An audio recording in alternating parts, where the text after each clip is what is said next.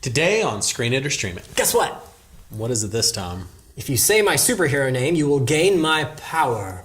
The ability to make bad puns and endless dad jokes? Actually, I'm not so good at the puns. You know, I once told like 10 puns just to make someone laugh. Unfortunately, they were all terrible, so no pun intended.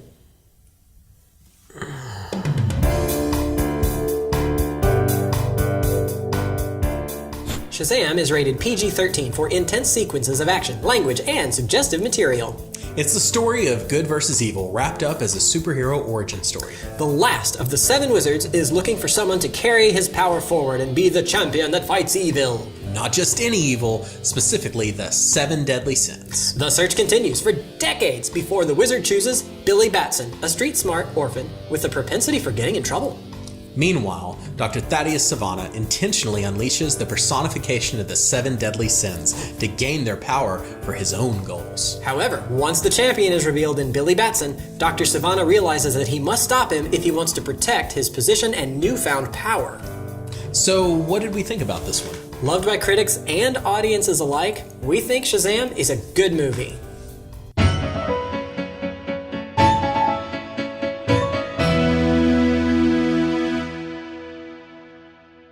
I had such a good time. Like, it knew exactly how serious to take itself and was just so much fun to watch because of that. I thought Shaquille O'Neal was really good in this No, movie. no. That's Kazam. Kazam with Shaq. This is Shazam. I am Kazam. Oh, man. All right, hold on. We gotta watch the other one now. No, I 100% agree with you. I felt like a little kid again. Like I felt like a little kid in the theater. There was something wholesome about it, something whimsical, something magical. Strong family message? And so, like, for me, really, the magic has pretty much gone out of movies. And it may be that CGI thing again. It may be whatever. But I remember just, watching movies as a kid and being mesmerized and just being sucked in. And it's really hard to do that now. And Shazam did that. It's just that, one, like everyone you see, it does kind of raise the bar when you see the really good ones. Yeah. And most movies, just in general, not recent movies, just most movies in general aren't that great. They're okay.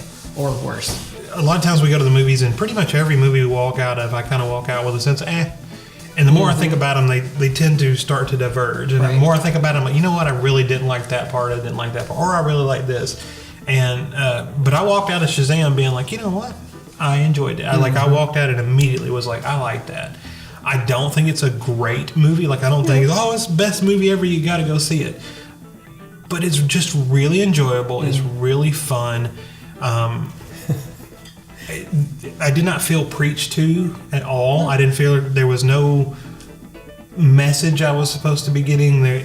It was not a thought-provoking. I wasn't watching it going, oh, what is he doing? What is he supposed to figure out? I'm not looking for the sequel setup. I was just in the movie, in the moment, and enjoying it. And that's very rare nowadays, especially for a superhero movie, because that seems to be, we got to make it tie into the universe and we got to make it do, and it didn't do any of that. And they have, well, again, with market saturation, there have been so many, especially origin stories, that it's hard to make one that stands out. But this one does. I think it was fun. It's just fun. Well, and maybe that's it too. It's different enough. Like the feel is different enough that. Well, it has an actual story to it. It's not just special effects the entire time. That's not the drawing point for the movie.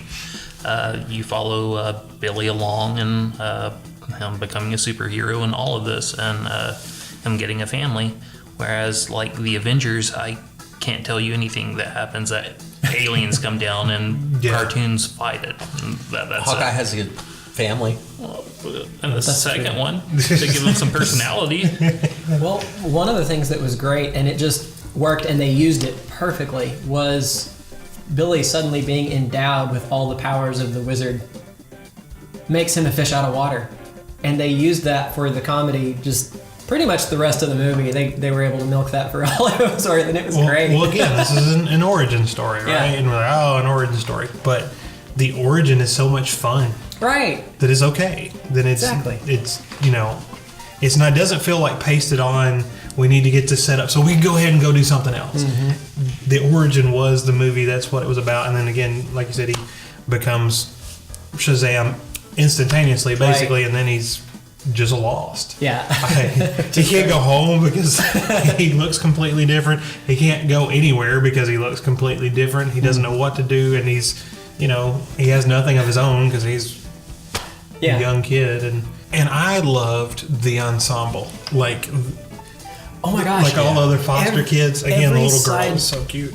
Every side character in this movie was like a wonderful addition. Like, they all had their own moment, and none of them felt like weird asides. Like sometimes it's like, oh, now we're gonna go. No, they all added to the atmosphere of what was going on, and it was perfect. Like, that's how you do side characters, people.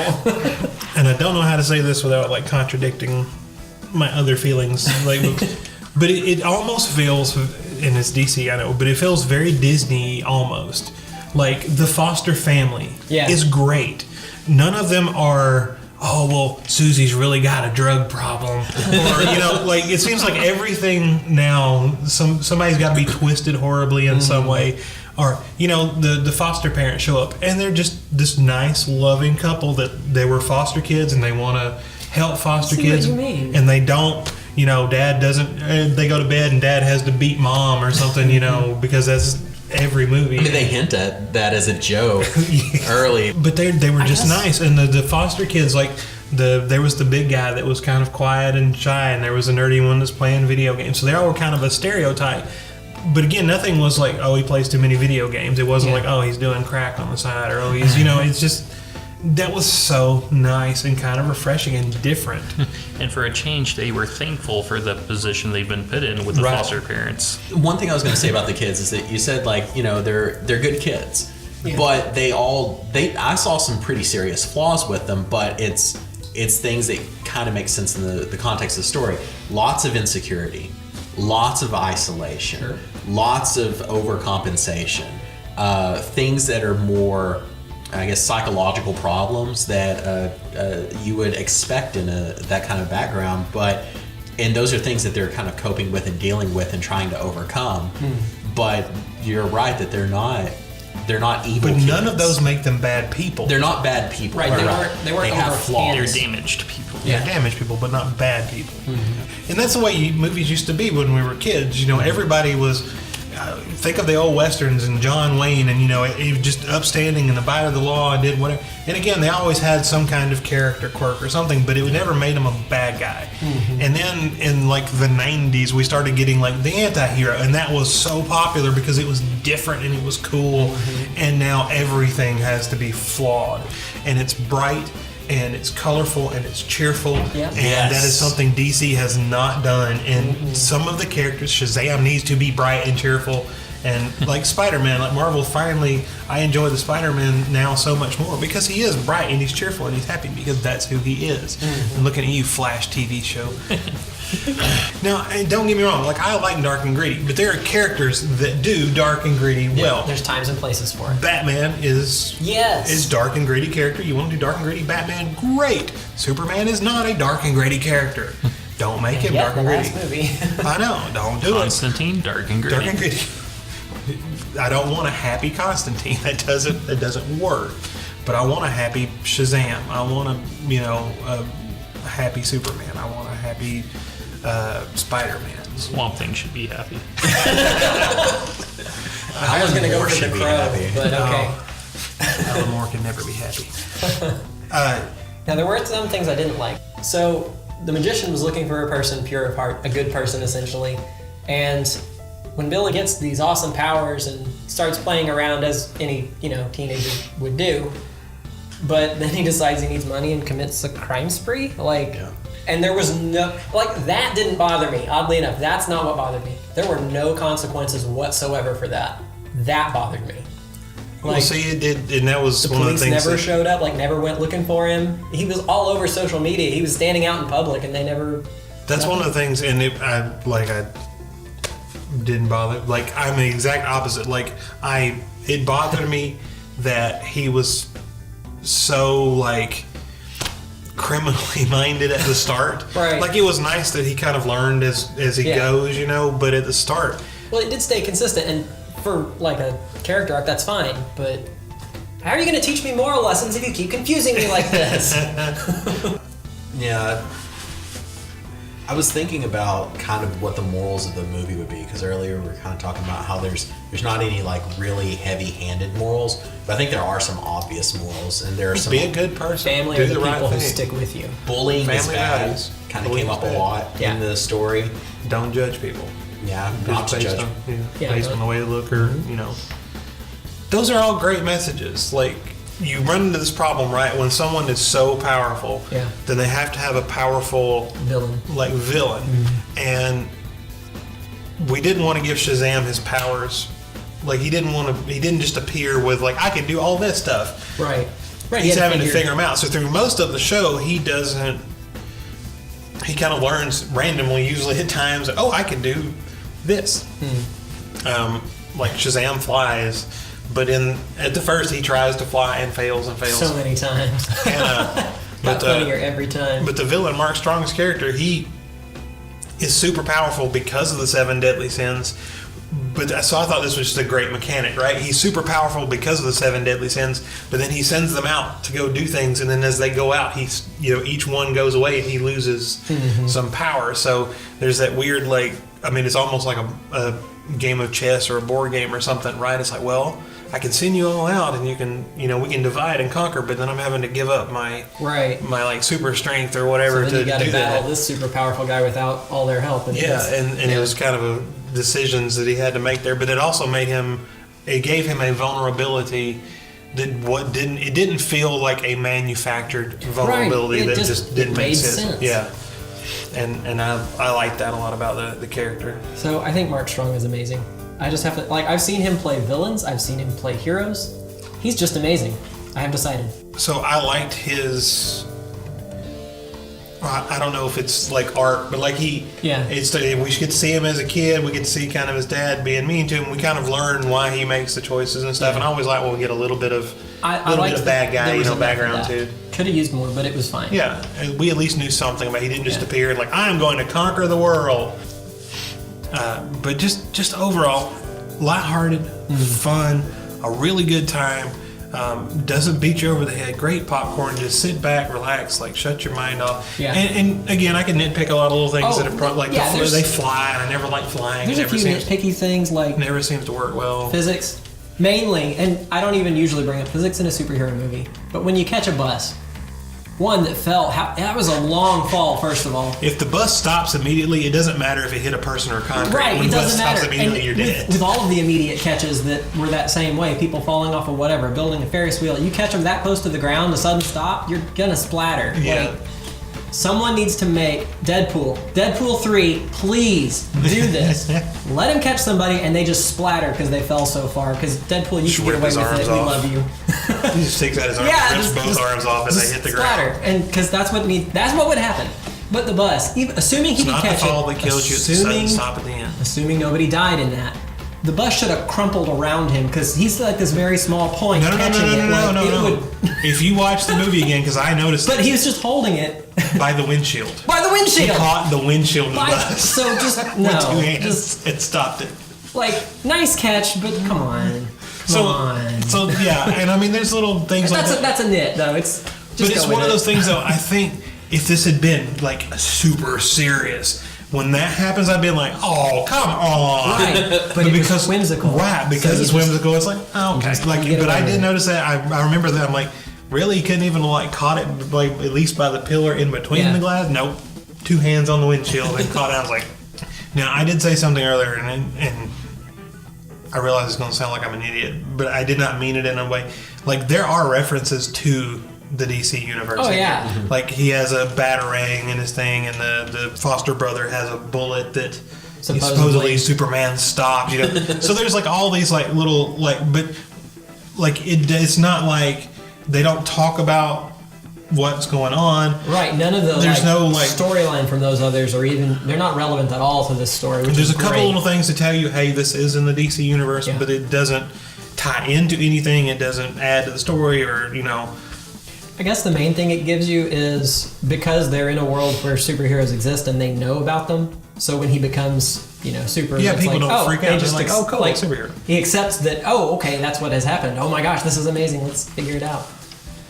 If I were going to pick one more nit, and a minor point, but mainly is for, I wouldn't take little kids to it just because of all the harsh language. There was some. There was just surprisingly, yeah. like It was just kind and of normally I off-putting don't even- because it but was- there was a lot. Yeah, like, just out of nowhere, for, too. For being a random superhero movie, there was in fact a lady just down from me with a little kid. I don't know how old she was, 8 or 9. And they ended up leaving midway through. I don't know if they were offended or had somewhere to be or what, but like I kind of like, well, I wouldn't bring a kid that small. But you know Just what? me personally. I think that also is one of the reasons it reminds me a lot of being in the movies as little kids. Because if you go back and look at like the stuff we watched when we were Oh my kids, gosh, yeah, like there was. I watched Space Camp. There's a lot of foul language in that movie. Oh my and so gosh. It was the 80s. It was the 80s. people weren't as like overly sensitive about stuff like that back Which then. I'm not sure that's a bad thing, but I think you're right. I think that it wasn't completely intentional. it was a that they different were trying to emulate those early '90s movies or late '80s movies in a lot of ways. Because I was watching it, and when you talk about the language, I was really like, man, you know, a censor or a producer should have like exercised a somebody little like, yeah, authority, do that. because you could have either added more blood to the fight scenes or you could have cut the language. But you have the language, but then you have these suspiciously neutral fight scenes, Very clean, and very it's clean. like, what's going on? So I saw something the other day. The '80s Transformers cartoon movie. Love that. yeah. There's profanity, just like 1 or 2 words, and it's so out of place. It's so weird. Like it's just randomly in there, and you're like, why did that need to be there when you watch it? And they did it on purpose. Yeah. Because back then, like PG movies got wider distribution than G movies, because G movies are for kids and nobody wants to distribute them. So they would throw in some profanity to bump up the rating, Right. and it would get wider distribution. Because this is a PG movie. Yeah, okay, you can go.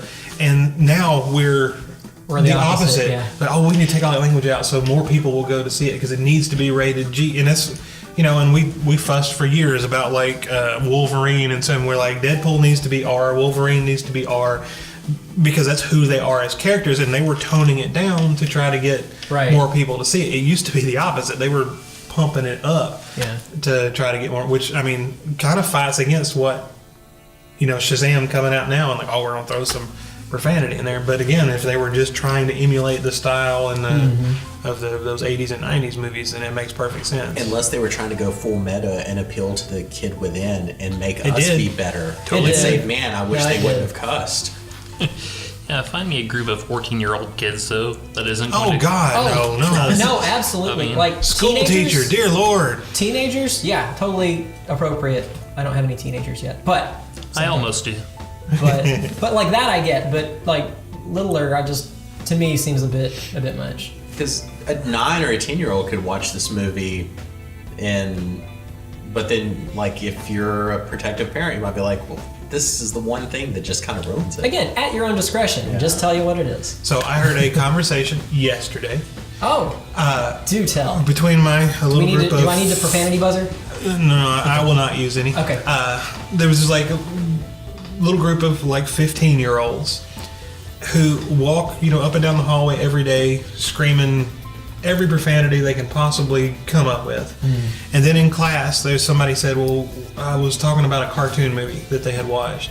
And one of them said, yeah, my mom ran in and turned it off halfway through because there was a what she thought was a profanity word somewhere in the middle of it. And he's like, so I never got to see, she's like, she heard the word, come in and turn it off, something like that. And he said, I never got to finish it. And I'm like, I think we might be delusional at this point, parents. Like, if you think your 15-year-old doesn't know every single, like, 4-letter word, you know. And again, I don't know when, like, what that cutoff age is. Oh, well, you're 10, you should know all these words by now. Oh, you're 9, no. It's probably a kid-by-kid basis. I know when I was a little kid, I never knew movies were rated until I went to a friend's house and I was like, hey, let's watch this movie. And he's like, we can't watch that, it's rated R. And I'm like, what does that mean? When I was growing up, I thought the R-rated meant that was the good movies. It did. Really good movie. That's what they meant. That's The what, R-rated that's ones what are my dad better. watched. That's what we watched. Yeah, So we had all yes. that Highlander. Oh yeah, the more heads you slice off, the better. Better. It's great. Yeah. It's good stuff. Although the sequels were. But I would feel really bad if someone said you can't go see Shazam because there's, and I didn't notice a like prolific amount of it's not, but I noticed like 3, Yeah. and because each one of them, and maybe it just after a while I got used to it, but I noticed like 3 of them because it was kind of jarring that it was so kid friendly, and then all of a sudden there was a Right, and I think that's what it was. The whimsy, the lightheartedness was kind of counterpointed with that, and that's why it was jarring to me, I think. This is a movie, like, if they edited it for TV just based on content, or if you go through like one of those distributors that they edit your movies for you, they're not going to edit any of the story out. Like, You wouldn't you're notice not it. missing Yeah, you wouldn't anything notice. other than someone's just going to like drop in sneakers, like, which would make the movie better, I think. Start randomly yelling about fruit or Yeah. Well, I guess since they made Billy a little older, he needed to use some profanity to prove that he wasn't, 8. Well, if they're going for that authentic 15-year-old If they were going for authentic 15-year-old lingo, they cut out a lot of words. it would have been much worse. I did love whenever they tried to do adult stuff, and they were just skirting like, that. and no, well, they tried to do adult stuff, and then the kids were just like, this isn't fun. Oh, the Well, they got the gas station beer. convenience store, yeah. That was funny. I want to go back and do something that's kid-like because I enjoy that. That's me as an adult, man. Yeah, still. too. It's like, ooh, still. sarsaparilla. Y'all have anything else on Shazam? Anyone? No. All right, so what do y'all got for a streaming option? I'm going to go, and I've referenced this several times, but I'm going to say Superman, Christopher Reeves. Yeah, Like, I get the same. 1970. I felt just like I was a little kid sitting in a theater Yeah. watching Christopher Reeves fly for the first time, and it had that, gee willikers, ma'am, I don't know, like it just had that sensibility to it to me. It may be terrible. I actually watched Supergirl again the other day, so if you want a more girl-friendly, go watch Helen Slater. Helen Slater, yeah. Hey. It is cheesy and it's corny, Oh, and yeah. but it's, I don't know, it was still very enjoyable. And get you like superhero fix-in, flying, invulnerability, all that. So I'm going with Superman or Supergirl from them. I would add to that, the first two Superman movies from back in, it's like 78-ish, Yeah. whenever that came out, were written by Mario Puzo, same guy who wrote The Godfather. So it's top-notch writing. Was it Richard Donner who did the? Yeah. Yeah, and I mean, yeah, the first two were really good. The third Not, one, not so don't much do after that. that, yeah. Don't do the third one, like, nor the fourth one, really. No. Just stop at the second if you're going to watch those. Saves you some time. It's great. Yeah. All right, I'm going to cheat here instead of going with the stream option. Read. Oh. Dang it. That's what you get. Gotta Kingdom read. Come, graphic novel DC. Ah.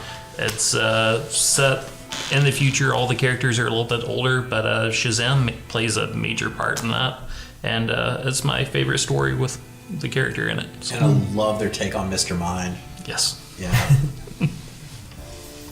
You going to go or you want I'll go ahead and go. So, I mean, the easy suggestion would be the animated Shazam movie that came back. I don't even remember exactly what it was called. Any of the DC Yeah. anime, except Batman Ninja. Any of the DC animated movies Do are not good. watch Batman Do Ninja. not watch Batman Ninja. But the hard sell that I'm going to pull out of the time vault is Blank Check. Ooh. So it's kind of an interesting story about it's not interesting. Like a kid's, what was it? I don't even remember the movie. It was fun when I was a kid. Yeah. So basically, some gangster thugs have stolen this money and they're trying to move it, and so they write it as a blank check to someone, and the kid accidentally wanders into this place. They run over the kid's bike. They run over his Okay. They're trying to get away, so they write him a check, but they don't fill it in. So the kid writes in, what is it, $1 million? Yeah. And cashes it. And he cashes it, and so they put their money into an account, and then he actually gets all their money. Right. And he lives these like kid fantasies of, if I was an adult and I had this money, what would I do? And so there's kind of a similar feel, but without the superheroics. And I know a lot of people said we've gotten saturated in superhero movies, so it's got a lot of the same stuff without that. Well, And he I, tries to get the girl, like with the money. I remember he tries to impress I, people. I actually have a secondary recommendation I thought someone else was going to say, so if, I'm going to let you go, and if Okay. you don't say it, I'm going to give a second recommendation. The thing I kept coming back to, and it's not a perfect fit, but Megamind was the one that I kept thinking I of. got that. Because you've got, I think there's family drama struggle some, but still with the positive family values. And there was that quest to find something, because you're going to be fulfilled when you get this thing, specifically Megamind, trying to win. And then when you get that thing, you're not fulfilled by it. So you have to essentially figure out what to do next. And both of themselves were they didn't take themselves too seriously, and they made fun with the genre of superheroes and villains and that sort of stuff. So to me, the feeling was kind of similar, even though it's quite a bit different, and Megamind's animated and less harsh language, so it's a lot more kid friendly. And it has presentation. So, Megamind. Yeah, I just never enjoyed Megamind as much as I should. I really thought, I don't know if it's the Will Ferrell, I don't know if it's I don't know, something about it. So I thought sure somebody else was going to say it, so that's why I didn't say this. But Blank Big, Man. Not Blake Man. I really enjoyed Blake Man, but not Blake Man. Actually, Blake Man's really good. Watch it. Damon Wayans, great. Big with Tom Hanks. Oh, yeah. It's kind of the same ride. yeah. The kid becomes a grown up. He has his best friend with him, trying to help him Be an grown adult, up. yeah. And it's a comedy, not a superhero movie, but a lot of the same feel. You get kind of that. Oh, he's just a fish out of water. He's a kid in an adult body, and that one was really fun. So if you want kind of the same feel, kind of the same story, minus the superhero part, of course. And a similar piano scene. Oh yeah, That's true. Oh my That was gosh. intentional. it had to be. Oh, it had to be. And I just.